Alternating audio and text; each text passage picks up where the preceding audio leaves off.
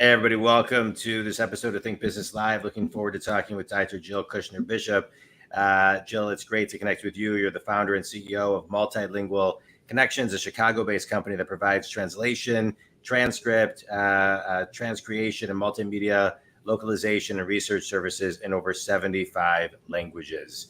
It's great. I'm looking forward to diving in. You're the founder and you're the CEO.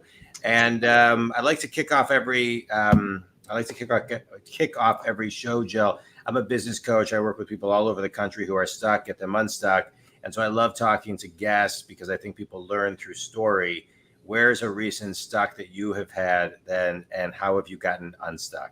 Oh, wow. That's a good question. I would say, I've been in business for 18 years. I started the business in my basement with yellow pages and a flip phone and a website. Never had taken a business class before. So it was kind of just cross your fingers and jump right in kind of process. So I've had many stuck periods over time and many pivots over time. But certainly COVID was a challenge for us, as it was for so many. Thankfully, we had already had a largely remote workforce, so that wasn't so challenging. But just really figuring out with the continuing to grow remotely, having just a few people in our office in Chicago, a few days a week, if that, how to continue to keep our team connected with each other and growing and learning and feeling a part of our mission and our daily experience when we were no longer 16 people coming into the office every day, having lunch together. I think we've done a good job, but there's always more that we can be doing to truly keep those connections going. But I'll say that a point of success is that I've been seeing lately that people are going and traveling to see each other in person. So these relationships that started just online through Google Meet over the years now have turned into real life connections, real world connections. So very excited about that. That's great. You know, one of the things I see is really important that a lot of times I'll guide my clients to is making sure that companies are keeping, when they're in the position that you're in, making sure that the vision is always in front of everyone and everybody really has a tight business plan. It's amazing how many people don't have plans. And so when you can have the plan and everybody, and there's kind of the appropriate continual but short meetings, and everybody kind of is reminded weekly of the vision, they do seem to kind of stay a little bit more connected. That's great. Thank you for that. I want to go back and talk about 18 years in business in your basement with your yellow pages. So I'm 51, and when I was 23, I started an internet company with my brother and a buddy, and we sold it a couple years later. But in the beginning, we were in my parents' basement. I was telling someone this the other day, and I was using the yellow pages, and I was just cold calling, from the yellow pages in 1995. So just take us back to that space, right? Because, the yellow pages was not Google. That's some grassroots, business building. And so what advice would you give all of the new entrepreneurs who are starting today? Because there's so much technology today that sometimes the fundamentals get overlooked. Sometimes the basics get overlooked a little bit. Back then you had to really just kind of focus on the core simplicity of fundamentals. What advice would you give because of what is accessible today? Yeah, it's such a good question, and it is such a different time. And we're inundated with connections. And at this point, people actually did answer the phone, and they did want to talk to people. And I think for me, when I started the business, we were providing customized workplace language training. So we were going into hotels and restaurants that had multilingual employees and providing job-specific English classes. Our company has evolved over time to be translation-focused and qualitative research-focused. But at the time when I was calling people, I was asking, I introduced myself and said I was calling to talk to you a little bit about your people and where they're from and if there are any communication challenges. And I expected to have people hang up the phone over and over again. Yeah. And people just wanted to talk about it. And I think because it was something that was so different than what everybody else was calling to talk about, and I wasn't immediately trying to sell them, I wanted to hear about their experiences and their struggles. And so I think the way that I asked the question and the question that I was asking made it a lot easier for people to open up and want to talk. and want to work toward a solution. So today it's finding a point of connection and something that resonates with people, but in the most conversational of tones possible. Yeah. So I want to kind of dive into what you just said, because you started off talking about, 18 years ago, I didn't really have any business experience. I started this company, et cetera, et cetera. But what you just said was very high level, which is I work with a ton of salespeople and managers and C-level execs and owners of companies. And when it comes to, let's just say, the salespeople, it's very common that sometimes people forget to actually ask questions, right? So they call and then they start to monologue instead of dialoguing. One of the things I coach a lot on is, when you ask questions, you're in control. And after you ask questions, if you can be an active listener and a reflective listener, you can go a long way. And so I want to just kind of dive into just the fundamental kind of habit that you were making the calls, but also kind of the so simple it's complicated way that you asked the question confidently with courage. So can you tap into kind of, for those listening who are having trouble with that first 15 to 30 seconds of a call, because that's where kind of you need a lot of courage and a little bit of confidence to actually ask a question. Yeah, and I am on the more introverted side of things, and it was really hard to do that. Right. It's not easy. It's not easy. Not. What you described you did is not easy. That's what I want to talk about. Yeah. Yeah, and I think when I was in high school, I got a job as a telemarketer, and that gave me, and we all had to be Pat Murphy. No matter who you were, you introduced yourself as Pat Murphy. Yeah. And they did that for a number of reasons. But the reason that I enjoyed was that I wasn't Jill Kushner making the phone call. I was Pat Murphy, and I could be somebody different from myself and kind of separate from those insecurities and that shyness and things that I wouldn't have done just as me.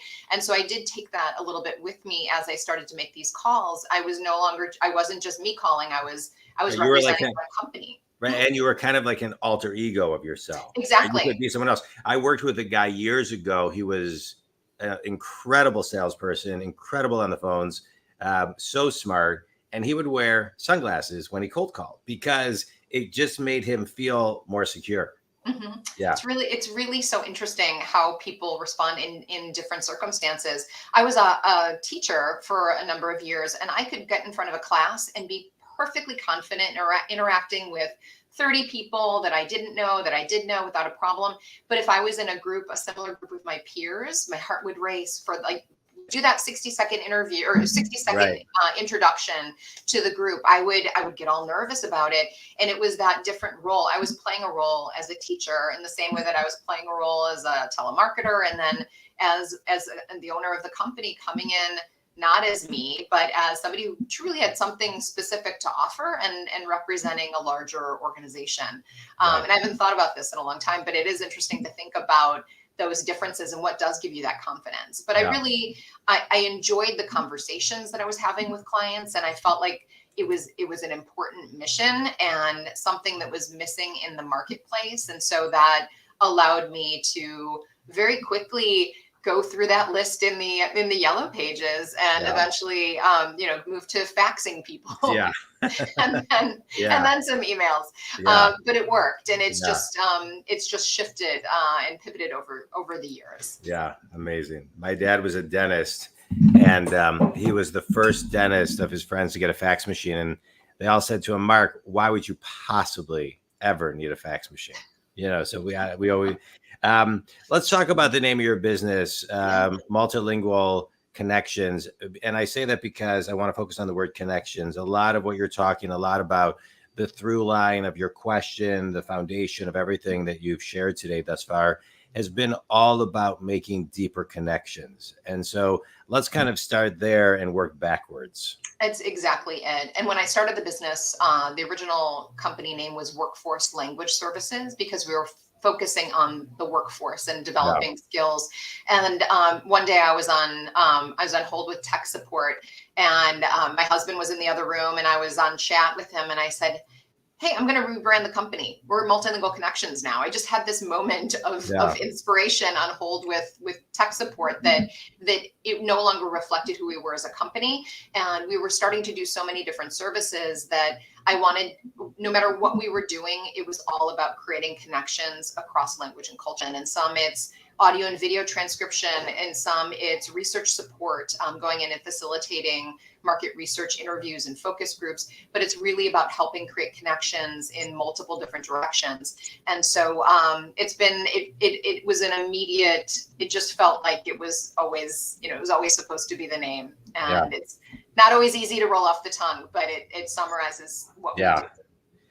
But I want to kind of zoom into, the name change, but really kind of the moment that you shared, what you just shared is the moment I was on hold. I think as many type A business people who are always on the run, who find pleasure in their doctor running late so they have time to sit in the waiting room, when someone puts them on hold. So it's when somebody cancels last minute because they have an emergency, it's time many people don't take for themselves, but need to. Absolutely. Right. So in that moment, what I gather from your story is, while you were on hold, so you were forced to just be kind of still for a minute. Absolutely. Right. And so, now that stillness is filled with screens in most cases, that we don't allow ourselves to just have our mind wander. But I purposely at times will leave my phone at home or just deep in my pocket when I go for a walk, and not listen to a podcast and not even listen to music, and just let my mind go in whatever direction it wants to, and hear things that I wouldn't ordinarily hear, and give myself that time for a little bit of creative thought and reflection. Yeah. I took Facebook, Instagram, and some other apps off of my phone today, because I find myself scrolling too much when I rather be doing something else or reading, but I'm so drawn to it. And so now I figure if I do it, I'll do it on my computer. I have to take that extra step. But that's a great idea. But I love how you kind of, described it's all about being still. I interviewed the CEO of Divine Cookies earlier today. And one of the things that they were talking about was daydreaming. Your purpose is in your daydream as well. And we have to be so move with intent to be silent. And my son had some knee surgery this summer, so he interned for me, and I just kind of gave him this class where it was a lot of journaling and meditation and watching certain shows and movies, etc. But one of the things I had him do is meditate he's 20, every single day. And it wasn't easy, but I think it's really, really important, especially for younger generations and everybody. Think community, find your still. I think we need to find it at some point every single day. Because and was he open to it? Very open to it. Yeah, he was very open to it. But I think, we all think community, we talk about this a lot. We all kind of have the time, like Jill was talking about, when, we're on hold so we can think, or, I get great ideas. And I know I talk to a lot of people about this, who get great ideas in the shower, because again, it's time to just think. Mm-hmm. Make sure you're putting think time in your business. Okay. Now let's talk about where the idea of the business came from. Yeah, so I was always interested in language and culture. I studied Spanish, I studied Hebrew. I was curious why my grandparents spoke Yiddish and my brother and I spoke Hebrew, but my parents didn't speak either of them. And I just was really interested in what people did with language, why they passed languages on, why they didn't, how language changed. And so I wound up getting a doctorate in linguistic anthropology, and looked at speakers of Judeo-Spanish, which is the Jews who were exiled from Spain in 1492. Over 500 years later, that language still exists, but it's different. It's of course different, and has changed very much from Spanish in mainland Spain and throughout the Spanish-speaking world. And so I wanted to spend time with people understanding what language meant to them and what they accomplished through it. And my favorite moment, one of my favorite of many favorite moments, was when a stand-up comedian, the 70-year-old stand-up comedian in the language that's dying, said that Ladino or Judeo-Spanish is more than a language, it's a travel agency. And that really formed the basis of my doctoral work, and it continues to influence the way that I think about language now, that it takes you across time and space. And it's not just it's not just a way of describing an experience or telling a story. It's what that story does, how you create a reality through language, and connect with people through language differently. So those are lessons we try to impart to our clients about the nuance and the specificity of language. I love it. Yeah. I mean, we connect through storytelling, and that's what I'm hearing you say. I love it. So your ideal clients are who? Corporations that are doing work internationally that want to make sure that their marketing content resonates. They might have it translated, but maybe it's not in a way that's going to resonate with that target market. So focusing on the region and the nuance and the subtleties that will make a difference. So marketing content, we do legal and law enforcement, a lot of market research, survey related work, and really all different industries. Good. Love it. All right. Quick speed round. You ready, Jill? I don't know. Am I? I don't know. You have some books behind you. What's one of your favorite books, TED Talks, or articles that made a big impact on you? Oh my gosh. I wish that I had time to reread all of these books behind me. But the one that jumps out right now is Traction. That was really helpful for us from a business perspective, thinking about different systems and consistency across our leadership team. Yeah, I work with a lot of clients who use EOS as a foundation. No, absolutely. Yeah. Best piece of wisdom you've ever received? Oh, from my dad, don't ever be dependent on somebody else for your livelihood. Finish this sentence. One thing everybody can do to get more still is? To leave their phone behind. Okay. Last question. As a successful founder and CEO, you've shared a lot today. What's one thing you wish you learned in high school and college that they didn't teach you? I would have taken an accounting class. Okay, good. Thank you, Jill. This was great. I appreciate all your time and all your insights, and your journey and your story is great.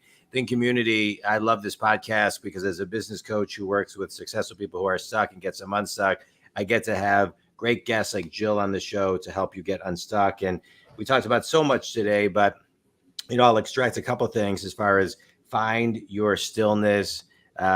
Don't forget about the fundamentals, and don't forget about connection. That's what it's all about. It's all about. Jill, any closing thoughts, and tell people where they can connect with you? Yeah, well, I'm just grateful for the opportunity. You can find us at multilingualconnections.com and all over social. Awesome. And you can reach me at jondwoskin.com. Jill, hang on for just a second. Okay. Think Community, appreciate you all. Jill, appreciate your time, your energy, and everything that you're doing. Keep doing great things. Appreciate it. Thanks so much.